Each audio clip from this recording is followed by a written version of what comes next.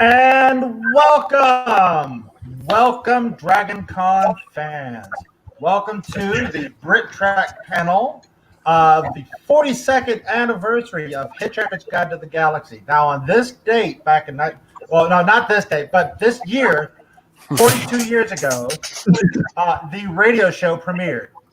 So we're going to be discussing that. I have a bunch of gentlemen here with me. I'm going to introduce them one by one. I appreciate your patience. We have immediately to my right, Mr. Rob Levy. Rob Levy, tell us about yourself.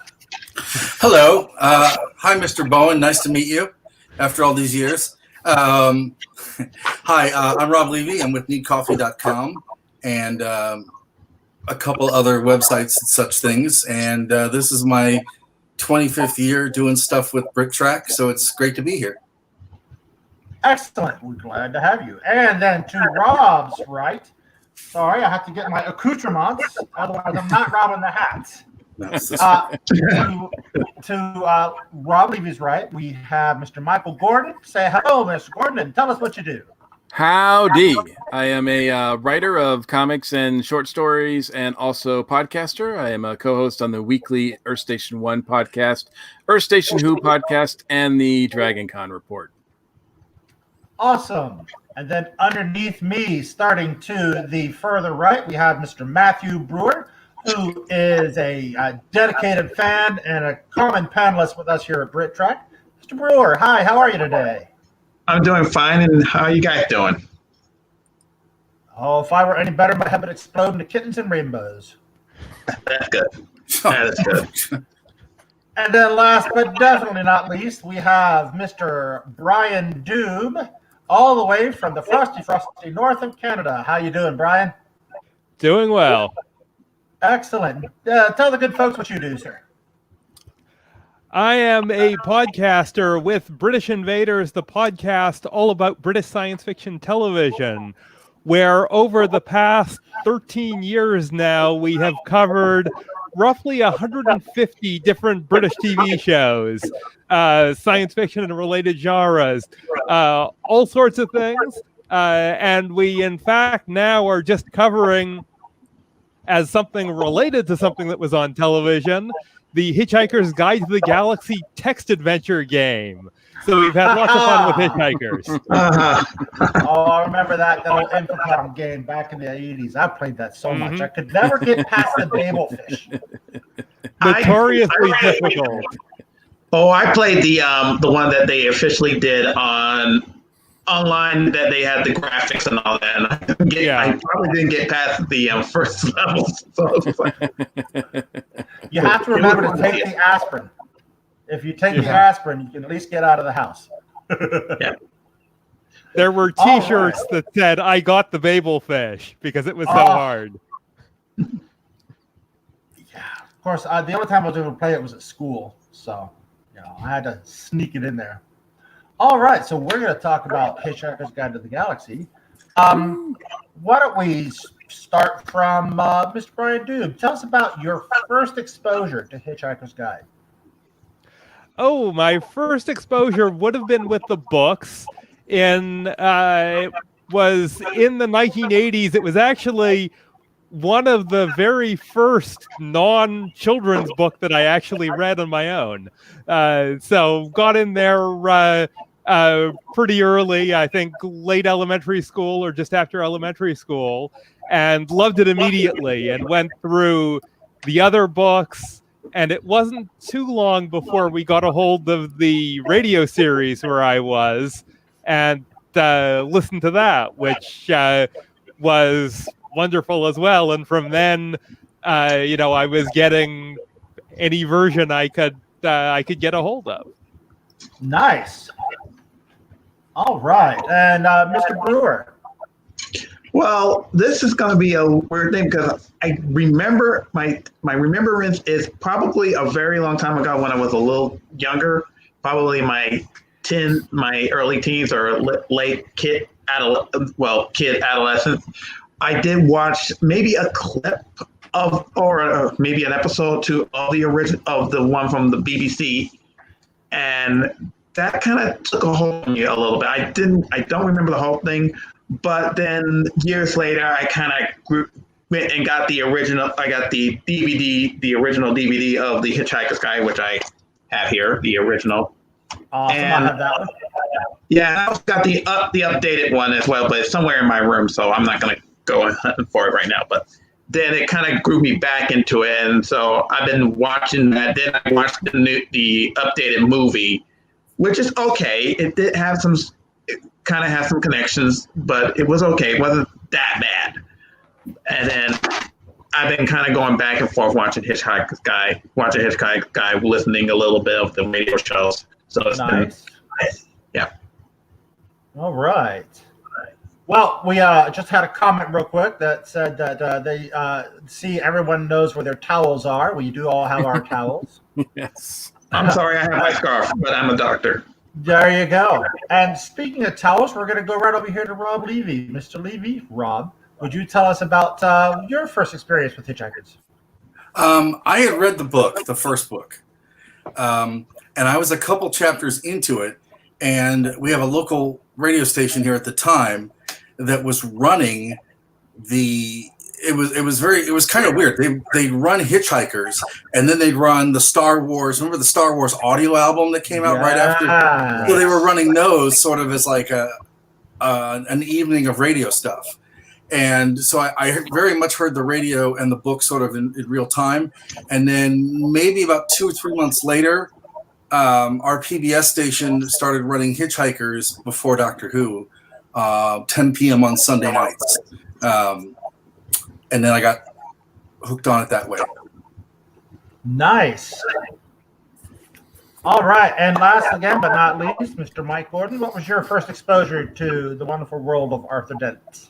Well, as Rob just sort of hinted at, sort of along the same lines, there was that little independent movie, Star Wars, that came out that changed everything. And our NPR station, our public broadcasting station, had the radio series on. And they were airing that. This was the late 70s. Just after that, they aired this show called Hitchhiker's Guide to the Galaxy, which I never heard of before. Didn't know anything going in. Just happened to leave the station on after Star Wars, after listening to that end credit music, and it went right into that beautiful, a theme from the Hitchhikers, and then I just fell in love with it. Then the books came out. I remember, I think I bought that I know I got the first hardcover the first time it came out here in the States, and just got every book subsequent after that, and just fallen in love with it. I reread that first book like I've reread it like 30 times maybe in the last 40 years. Like, it's brilliant. It is one of my favorite reads ever. I don't understand why Linda Marion, Linda's probably around the same time I was listening to it, because I'm in the Boston area. So that's where I grew up. So yeah, we probably heard the same broadcasts. Awesome. I myself remember reading the books first. I had no idea it was a radio show. And I was like an early teenager, maybe 12 or 13. And I remember specifically reading the section about the infinite improbability ship Heart of Gold appearing and creating a massive scrambled eggs that landed on a planet where a man was starving. And then he died 2 weeks later of cholesterol poisoning. And I had to put the book down because I was laughing so hard the entire time. And this is almost 40 years later. 30 years later. And I remember that quite clearly, how much that's when I absolutely fell in love with the book. All right. Well, Miss Linda Mary has responded to you, Mike Gordon, and she says, "That's cool, Mike. All right, you're cool." Well, Fez, it's the Fez. It's the Fez. Fezzes are cool. Yeah, see, that's Oh, Oh, really? It Well, sort I'm of gonna- it sort of brings something up when we're talking about how we got into Hitchhikers. A lot of us here in North America sort of heard about it through the books, and that's sort of a different perspective from in the UK, Mhm. where with it, as we know, originally being a radio series that Douglas Adams then adapted his own work into novels. In the UK, a lot of people, most people, I think, were exposed to the radio version first. And in the UK, the radio version is usually considered the definitive version, or very often considered the definitive version. And in sort of wider culture, people think of Hitchhikers as a radio series first, where in North America, often people think of it more as a series of books and a radio series sort of secondarily to that, or people know the books and don't even know that there was a radio series, or don't know that the radio series was first. Yeah. So it's just an interesting, different perspective you get from North America versus the UK quite often. It's true. I did have to convince. I remember getting, in a lot of discussions where I had to convince people that no, the radio series came first. Yeah. yes. Dan Newcomb is saying that we had a local BBS in New Jersey. Oh my God, Dan, you and I are showing our age for that one. In New Jersey, that had a chat room that was just quotes from Hitchhiker's Guide to the Galaxy. I had no idea what it was, but reading them was hilarious. Then my dad bought the game home, and it just clicked. Wow, BBSs. For those people who were born after 1995, Yeah. BBSs were basically computer programs that were hosted on other people's computers that allowed you to call those computers and exchange messages and play games. And think of it as a very, very, very, very teeny tiny, inefficient internet. Yeah. Think of it as the cassette tape. Think of it as cassette tapes Yeah. are the digital music. BBSs are the computers. Look, we've already started this discussion talking about radio shows, so I think Yeah. we've already dated all ourselves. Yeah. Although I do think one of the great things about that Hitchhikers did for me is I was very much aware of like the Shadow and different American radio stuff, the heritage of that. But I think it really made a lot of people here aware that there were these really amazing British dramas, British comedies and stuff. So after Hitchhikers, I kind of started like seeking out British audio, like radio shows and things like that, as well. Well, It's there was funny, the tendency in the US that at a certain point when television started becoming much more prominent, radio sort of faded into the background as a medium for drama. And usually in the US, you think of radio as radio drama as something more from the past than from the present. Where in the UK, and I think it's mostly because of Radio 4, the BBC's spoken word radio station, radio drama continued to be quite prominent. And when you had Hitchhiker's Guide to the Galaxy in 78 and then the second radio series in 80, it wasn't that radio was something of the past. Having new radio drama was still very much a thing that was out there, that was normal, and it still is. Well, in the UK, that's true, but in the US, at least at one time, radio also was king. But in the 50s, it had slowly been replaced by television until by the time you get to the 70s here in the States. And there were hardly ever any new radio dramas except on NPR, which is where most of us first heard the Hitchhiker's Guide to the Galaxy radio show.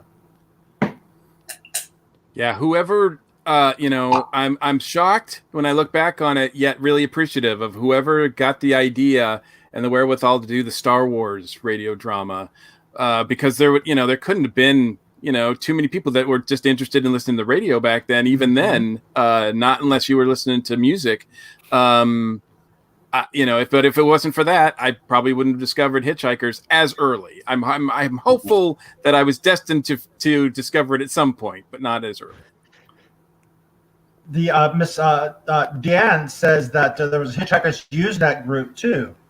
Now, for those kids who were born after 1995, Usenet was a place where you go to exchange messages and sometimes digital files.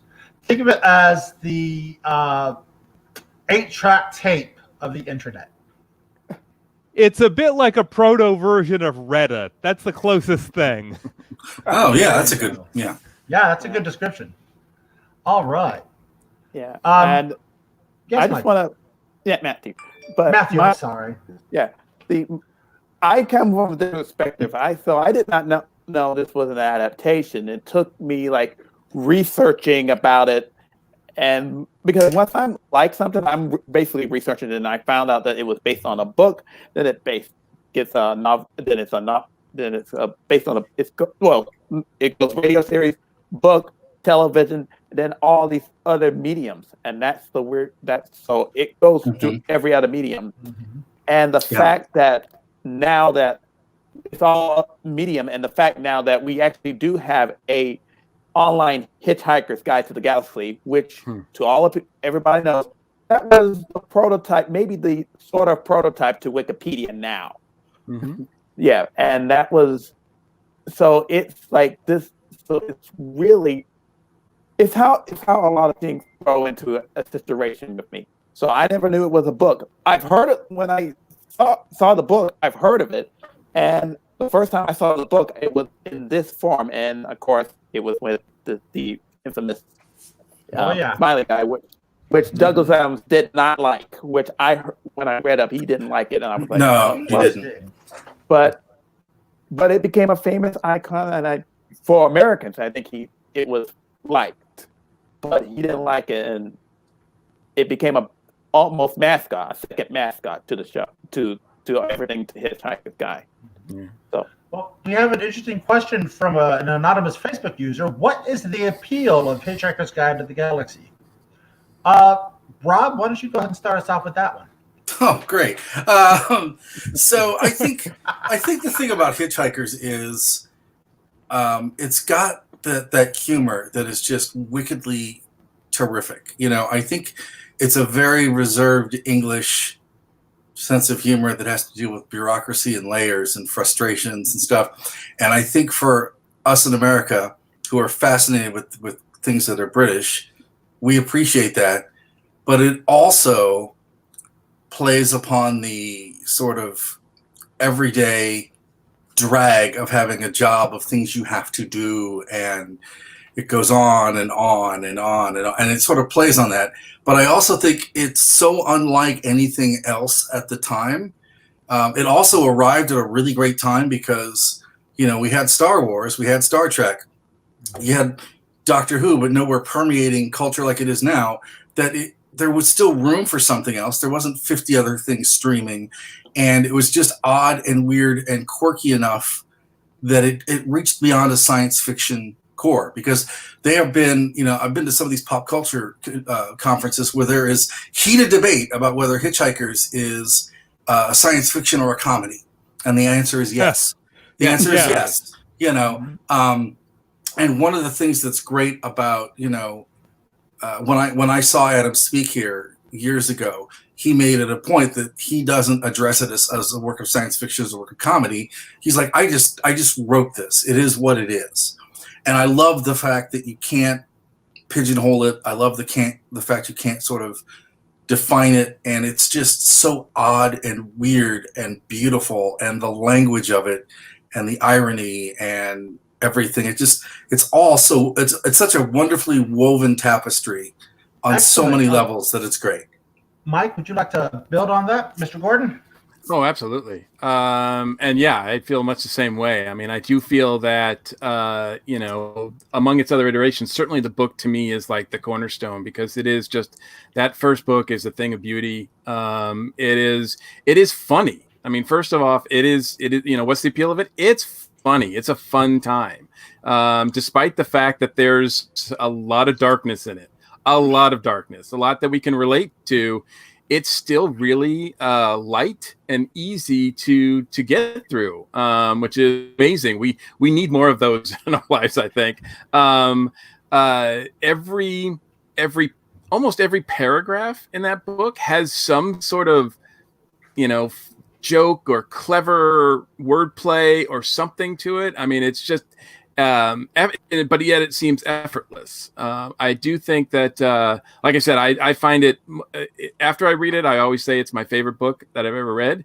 And it's right up there. My other contenders are pretty dark. They're War of the Worlds and Dracula.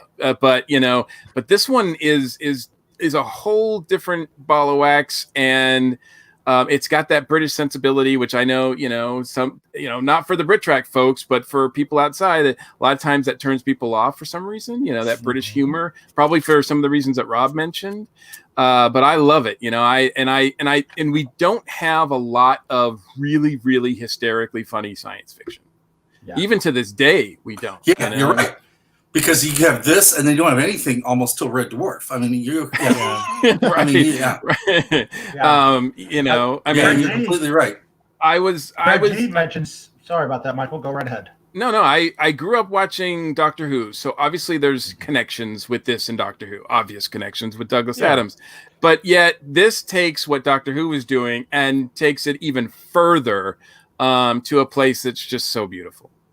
Mm-hmm. Greg G comments that it's wonderfully PG Wodehouse-esque. Yeah. Yep. I think that's true. And related to that point, I think Douglas Adams' voice as a writer is unique. Even compared to Wodehouse, it's unique. There's no one else who writes with that style, with quite that sense of humor, with the philosophy that's incorporated into it. And I think that's something that is very appealing. And when you haven't come across it before, it's refreshing and different. And I think that's some of the appeal as well, is just that voice and that turn of phrase that Douglas Adams could bring to his writing. And that's a really great point, Brian. And you can see it, you can feel it also in his other famous series, Dirk Gently's Holistic Detective Agency, where he brings that same quality. Matthew, I'm going to give you this next question all to your own here, and it's going to play off a bit of what Brian said. What is unique about Douglas Adams' writing style? I think it's just the humor and the crazy, and I think, from my opinion, it's the craziness and the loony and everything that he has put craziness, and how everything is topsy-turvy, and how it's like trying to get something done, but it's always like a weird looking curveball. There is a thing that Douglas Adams did, another I'm trying to think, interactive text game called Bureaucracy, which I never played, but from where I'm read and what I saw, it was like a hilarious way of getting through, trying to get through the red tape, getting something done, getting this done, but trying to get through all those red tape. And I thought that was a hilarious take on how frustrating it is trying to get to point A, but you got to go to point A to B, but you got to go to the ZD 5 something. So it's his way of, it's his humor of trying to get something done, but in a way, there's always like these curveballs that throws you off. Like when Arthur Dent trying to save his house, but trying to save his house, but he has to lay down.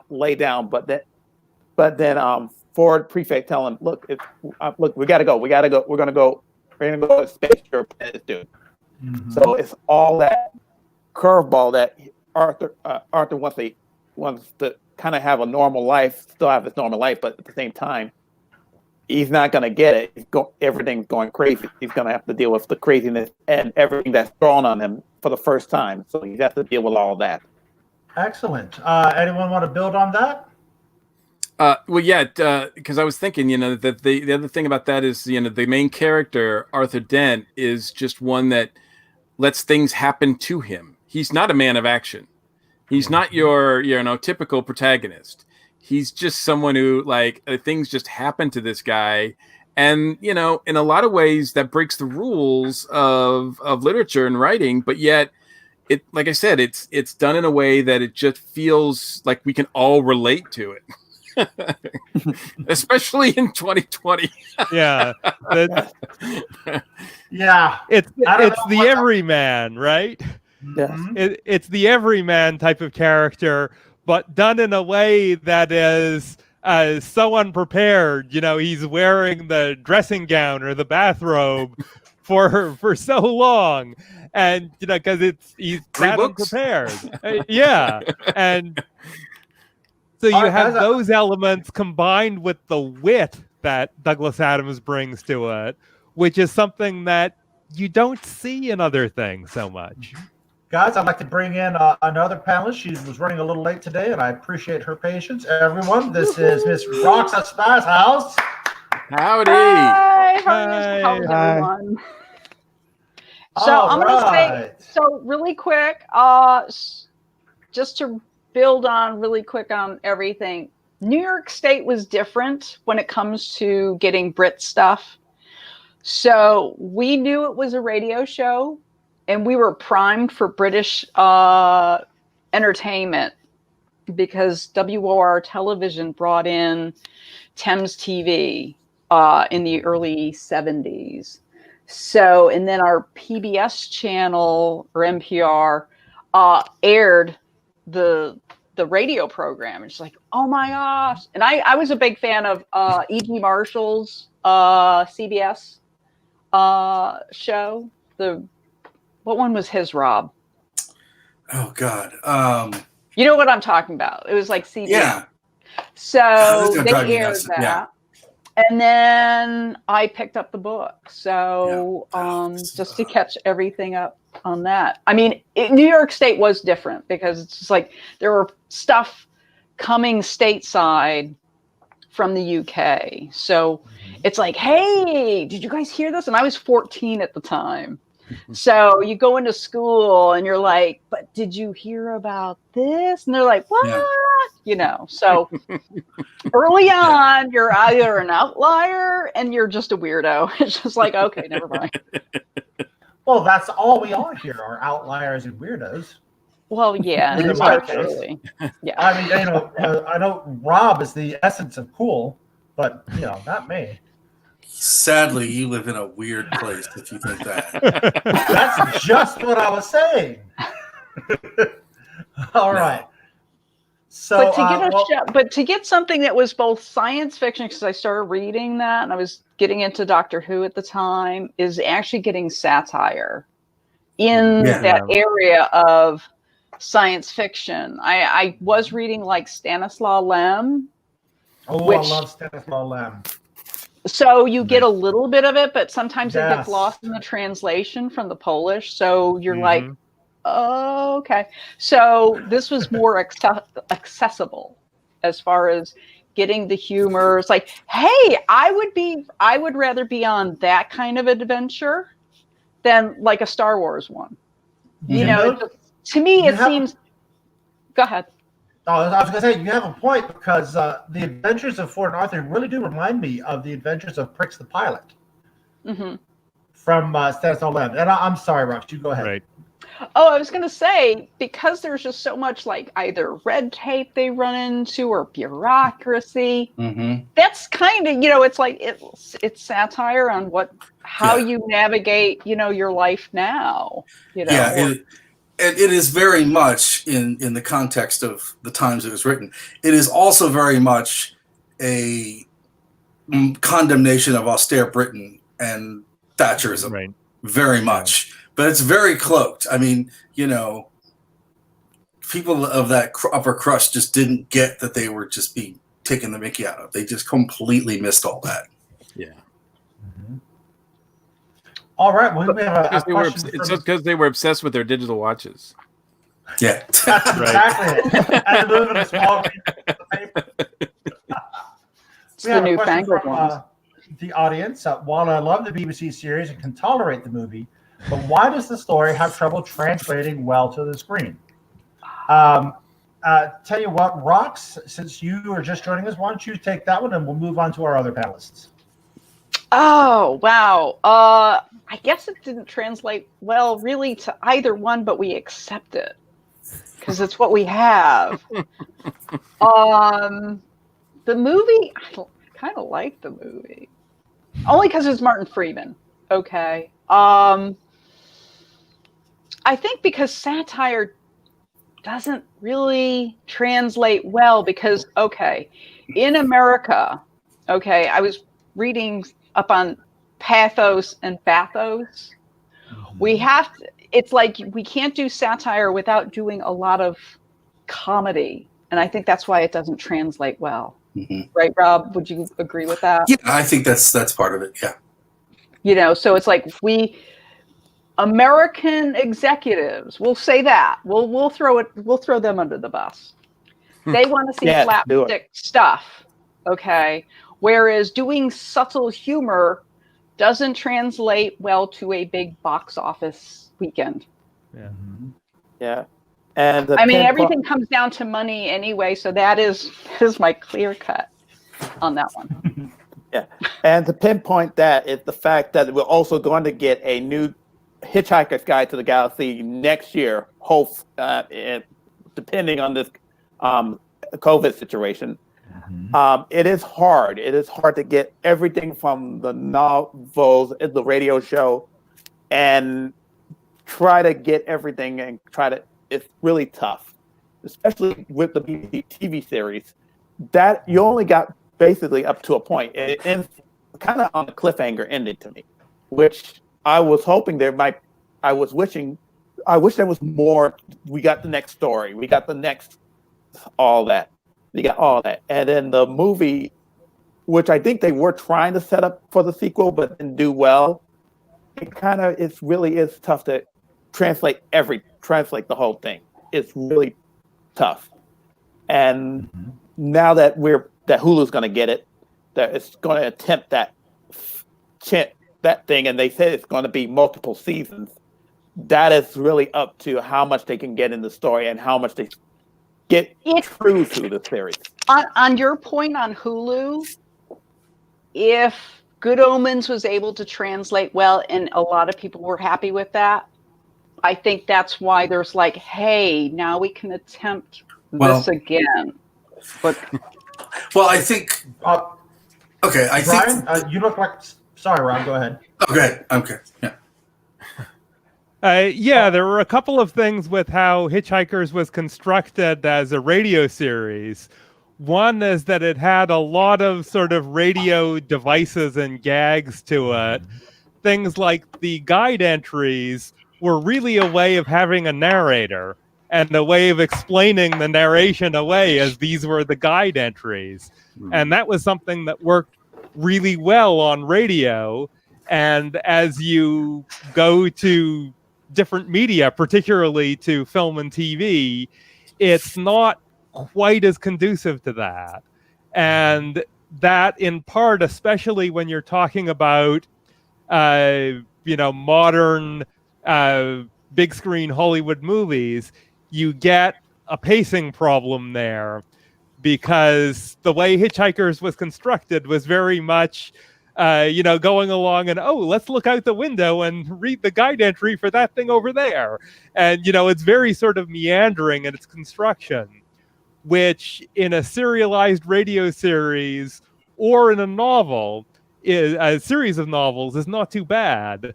And as you move further away from that serialized format towards a movie, it becomes a little more cumbersome.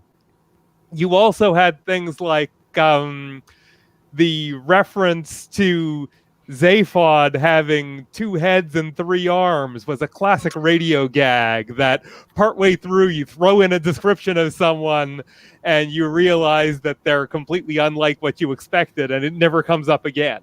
That's pretty much what it was in the radio version.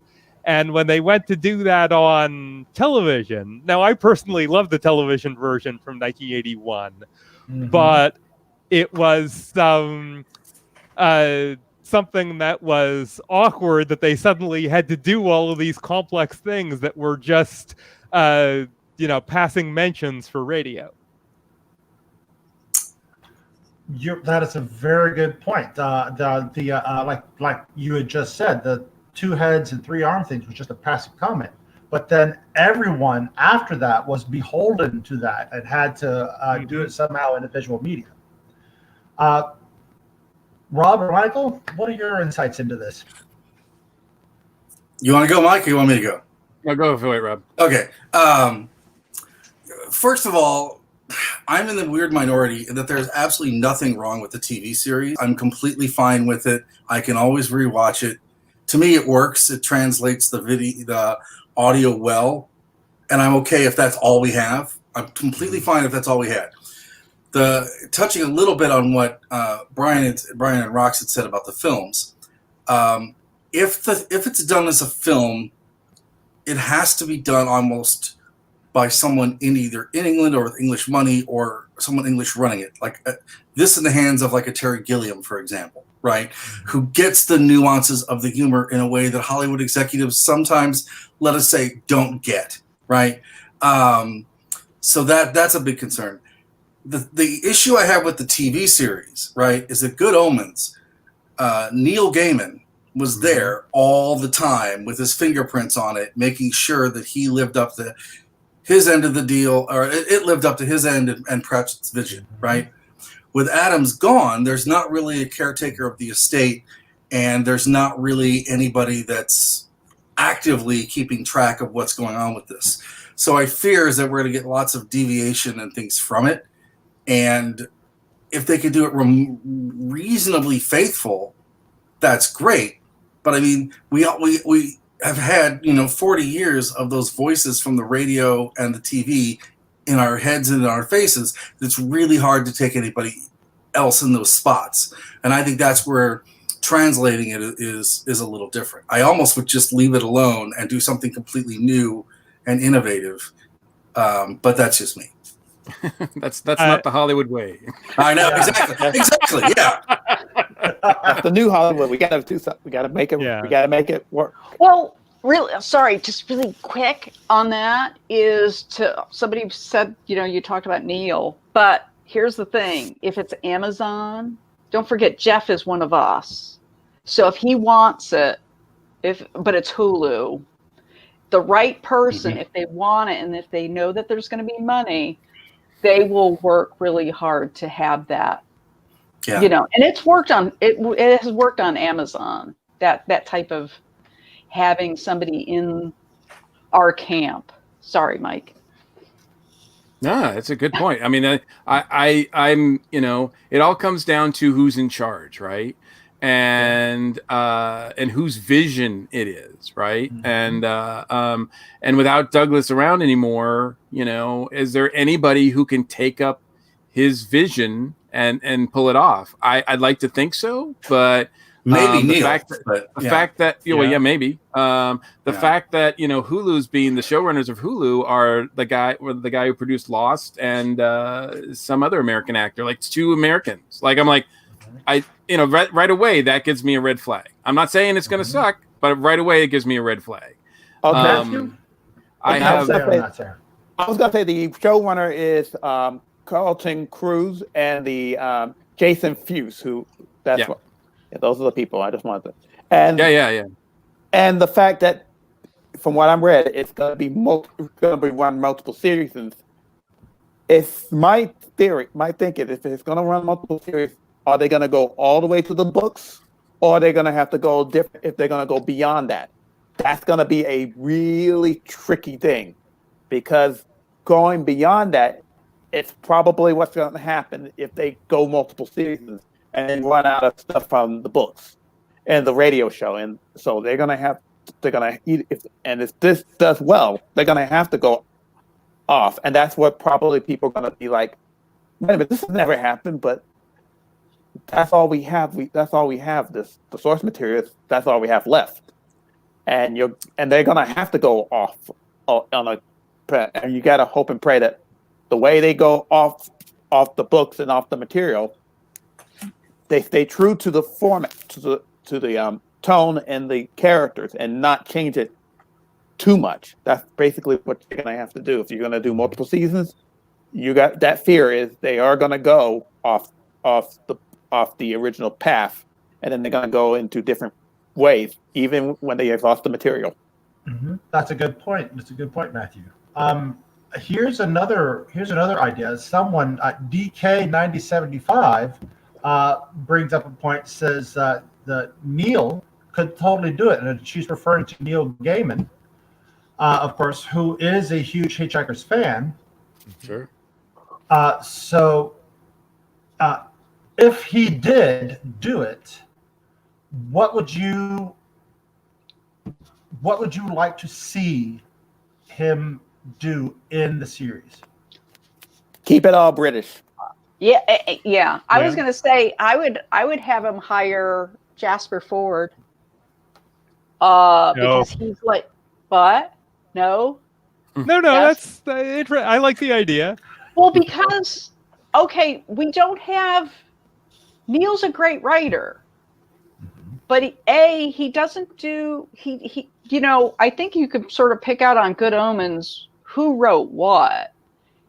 The real satirist in Good Omens was Terry Pratchett, and who's come, after that of doing satire. Neil doesn't really do satire. If you look at his stuff, it's like they're heartfelt and I love the stuff. Don't get me wrong, but Jasper knows the nuances of language. I would team up with him at least to hey, how do we do this? How do we deconstruct it so we could write up a new, at least script on it.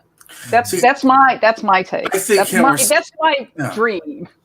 And he has cited that Adams is an influence on his work, and putting him together with someone like maybe Christopher Moore may work. But there's a couple other people. I mean, Gaiman obviously is way too busy with Sandman and 10,000 other things right now that I don't think we're realistically going to get him for this. Right.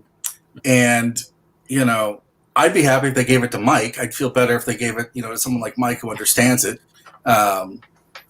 or anybody here, but that's not going to happen either. So I think we just have to kind of hope that it goes to someone like Jasper, but also someone who my fear is that they're going to get so lost in the visuals of it that they're going to lose the story. And that is my big fear, right?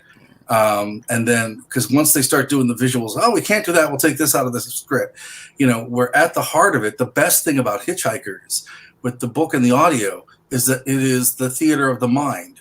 That you develop these characters in your mind, and they have a sort of a diction and a pacing and a vernacular that the Zaphod in my head is going to be different than the Zaphod in Michael's head, right? And that's beautiful because there is not really a medium anymore where that is left pristine and unvarnished, and that's what I love about Hitchhikers. Mm-hmm.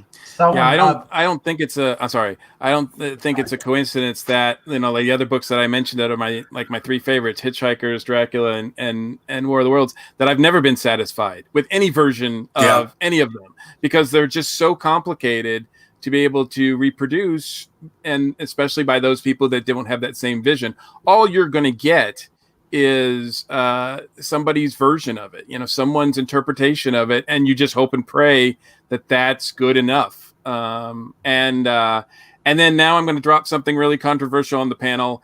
If we do adhere to all the books, I think the series is just going to go downhill as it goes on. Sorry, but you're right. Yes, yes. Unfortunately, the books, the first book is brilliant, and they get progressively not so much brilliant. Let's just say. And a lot of that is, the fact that he could get a one-book deal when they got the book, right? And you're completely right. And that is the elephant in the room that all of us have been waiting to. So you are completely right.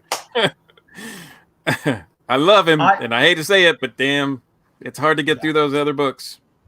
I feel that the series had a great ending with So Long and Thanks for All the Fish. Right. Because Arthur, he got home. It wasn't his Earth. He found someone. They went to look on God's last message to his creation, and then they took Marvin with him, and that was it. And they left it open. He and Fenchurch could go do whatever, or they could go home. We got a little bit of Ford Prefect, and I thought it was great. But then he did Mostly Harmless, and I'm like. I was trying so hard to like it, but when I go back to read the books, I stop after So Long It Takes for All the Fish. I do like Mostly Harmless, but there are issues there.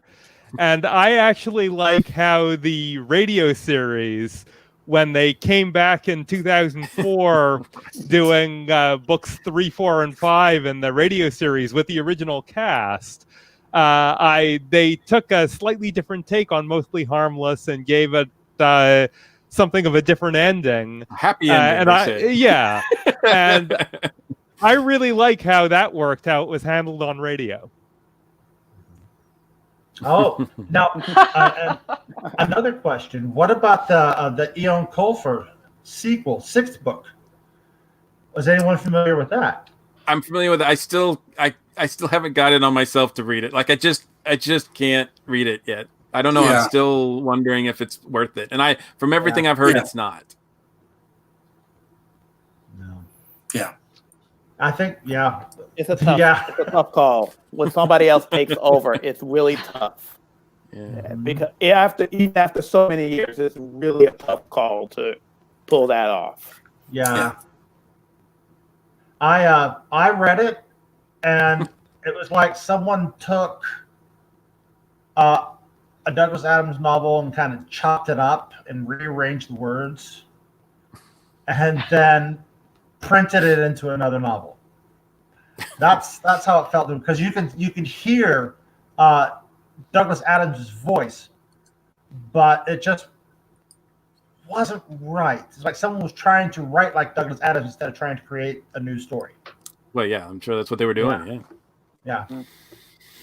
All right, so we talked about a lot about the books and a lot about the television series and a bit about the radio. But has anyone seen it in another format? Because I'd heard that there were also stage plays. Yeah, Mark Wing Davey, and I should not tell Rox this because if anyone I know will stalk him, it'll be her. So years ago, when I lived in New York, I worked at the Manhattan Theater Club, and Mark Wing Davey worked there.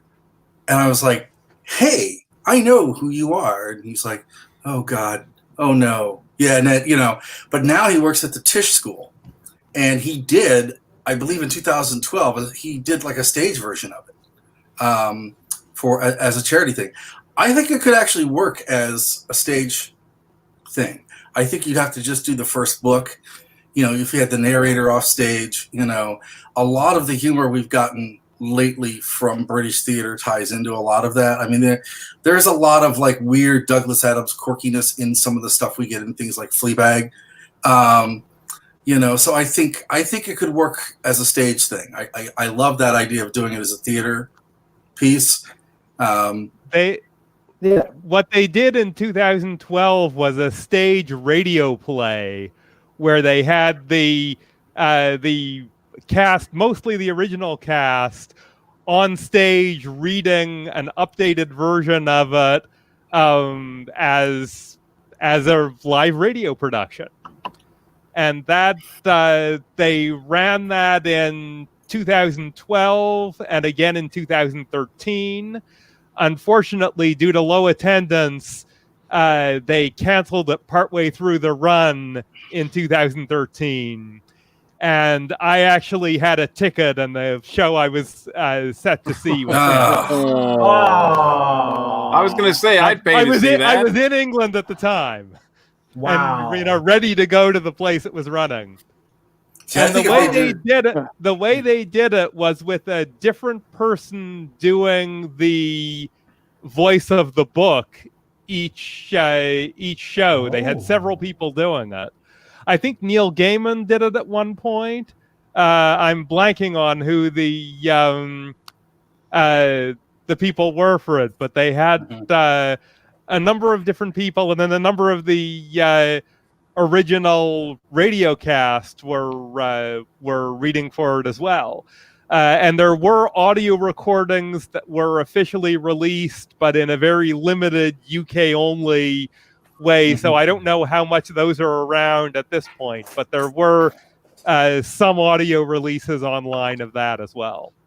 Yeah, and from what I've read up, they did have theatrical versions from 1979 to 1980. There were like 3 versions of it from that time period. So within 2 years, they had 3 theatrical performances of the show.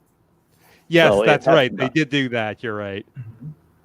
Now, we only have a few minutes, so I'm going to do it's kind of a common trope for panels, but they are going to do the new series, hopefully. So who would be your dream casting for the parts? And I'm going to throw one out there already, because Rob, I believe you just mentioned Fleabag, and I can totally see Phoebe Waller-Cates as Ford Prefect. Wow. That would be interesting. Because she's got Hollywood's attention, but at the same time, she's got that unique look, and she's got that quirky, like, spark in her eye. I think she would make a great Ford Prefect. Wow, did I just kill? No. I think they Okay. should get. I think they should get A-listers to do to do like the background people. Okay, that would be better. I would. Hey, if it was Jeff Bezos, he would do that. He would do that. I'd want Tilda Swinton as Zaphod. Yeah. And I want Ian McKellen, either Ian McKellen or Patrick Stewart as the narrator, just because I think they could do the variation because listening to Patrick Stewart do his narrations or doing his sonnets every night. Yeah. You could tell his voice. He could really, and he has a very great sense of humor that he could very much capture the spirit of it. So yeah. And then, Deep Thought, you could get, there's all kinds of great voices you could get. Helen Mirren didn't do such a bad job. I liked her, right? She did Deep Thought in the movie. In the movie, yeah. Yeah. So you need another godlike kind of voice. Maybe Michael Gambon. Brian Blessed. Brian Blessed for Deep Thought. 42. So who would we cast for Ford? I mean, for Arthur, sorry. Right. I think they'll go for the guy from Hamilton. Oh, he'd be great. Yeah. The guy who played King George? Yeah. Yeah, he'd be great. Yeah. Oh, yeah. I could see that. Yep. Yeah. I also I'll put out there, I know he's getting up there, so while he's still around, I would love to hear Tom Baker do the voice of Marvin. I would love Tom. He is the voice work. of British Telecom too. Yeah. Cumberbatch would be great as absolutely. as Ford as well. Or he could do Deep Thought. Yeah. Actually, I could see him for Strutty Bartfest. Yeah. Mm-hmm. Yeah. He's Or got Anthony that Hopkins. kind of. I love Anthony Anthony Hopkins as Hopkins. Strutty Bartfest. Yeah. Well, it depends. I think that this is all going to hinge on how much Hulu will put towards this. Yeah. That's the name. That to me is the biggest thing. Is Yeah. how much money. Yeah, and the fact that this is what my thinking is. Hulu is working with ABC Signature and working with 2 writers that probably are American. They might scare it to American people, so it could go to an American. It might. But I still remember the weird looking Star Trek movies with like the weird Los Angeles traffic lighting, and I do not want that for Hitchhikers, so there's nothing wrong with giving this to Grant Naylor or somebody who's written British or Ben Elton. Give it to Ben Elton to show run, Right. or even Stephen Fry or someone who's got that. Oh, Richard Stephen Richard Fry E. would be Grant would be great. interesting. Richard E. Grant would be yes. interesting as Ford Yeah. too. Oh my God. Yes. Yeah. Yes. Mhm. Yeah. I would like to see John Lloyd have some involvement in the production because he's one of the behind the scenes people from the beginning, from the radio series, who's Yeah. still around and doing things. Yeah. And we're almost done, but I'm just going to end with this one comment. Aaron Sugar says Eric Idle is the bowl of petunias.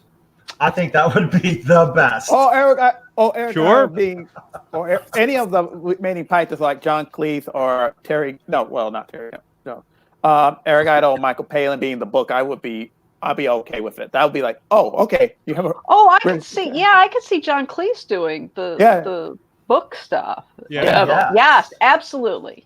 Yes. All right. So Eric Idle as Slarty Bartfast. Oh, ooh. With Derek Jacobi. Oh, yeah. Wow. Ooh. See, there's I don't possibilities. know. Yeah, there is. They have to get the Well, casting right. There's a lot of options. yes. Thank you guys for a rocking panel. Rox, where can we find you out on the interwebs? You can find me at needcoffee.com on their podcast Weekend Justice. Find me on Instagram at Spazhouse LLC, and I have a website, spazhousellc.com. Excellent. And Mr. Brian Doob, where can we find you? BritishInvaders.com or British Invaders, wherever you get your podcasts. Excellent. And Matthew, is there anything that you're attached to, or anything that you'd like to talk about? I have nothing, but I'm planning after what I've been. I got to plan on something so I can at least get my stuff out. Because being just a fan and doing all this is getting to the point where I got to do something. So You know expect what? something. I'm just a fan. I'm not on all these fancy podcasts, so Yeah, but I'm planning on something. I just need to put my effort in time. But soon I will be doing something. Michael Gordon, how about you? Well, you can always find me on all social media, and my website is newlegendmike.com.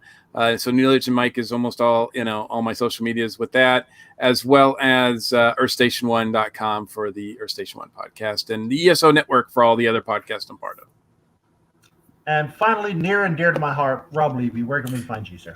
You can find me needcoffee.com. I'm on Facebook and Twitter and Instagram, whatever that is. And I'm not on any BBS. I'm sorry. Maybe BB8. What happened to your BBS? Is it down? Because I keep getting busy. No, I didn't pay the bill. And then you can find me at the KDHX website for the show. It's archived streamed. And I have a blog, STL Curmudgeon, as well.